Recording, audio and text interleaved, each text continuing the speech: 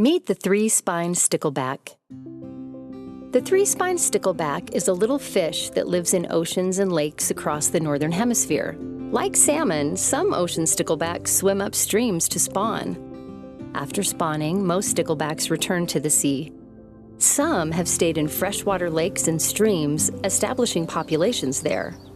Stickleback population in this lake has been separated from its relatives in the ocean for a few thousand generations. This is a sample of ocean sticklebacks. Notice the similarities and differences between the lake and the ocean fish.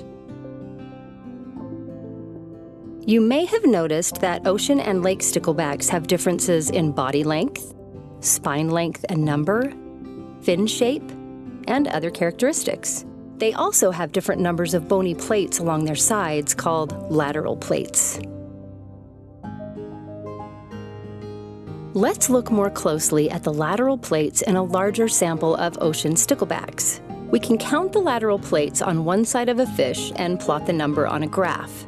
If we do this for all 50 fish in our sample, this is what we see. The number of lateral plates varies.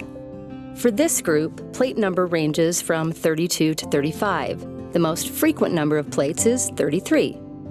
Now let's go back to our lake population. Here's a graph made from a sample of 50 lake sticklebacks.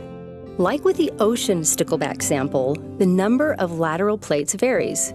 For this group, plate number ranges from 3 to 8. The most frequent plate number is 5.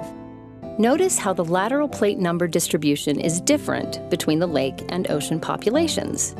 By comparing the two graphs, we can see that overall, fish in the lake sample have fewer lateral plates than the fish in the ocean sample. Researchers have looked at lateral plate numbers in many lakes. Like the sample we just saw, populations of sticklebacks in other lakes also tend to have fewer lateral plates than ocean sticklebacks. Loughburg Lake in Alaska provided researchers with an interesting question to study. Like most lakes, Loughburg Lake used to have a population of sticklebacks with very few lateral plates. But this population was wiped out.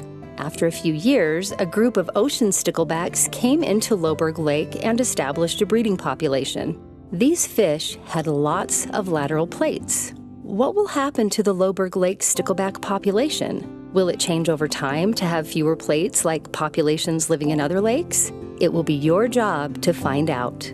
You'll travel back in time to a virtual version of Loughburg Lake. You'll collect fish at 3 different time points, analyze the data, and see if the population changes over time.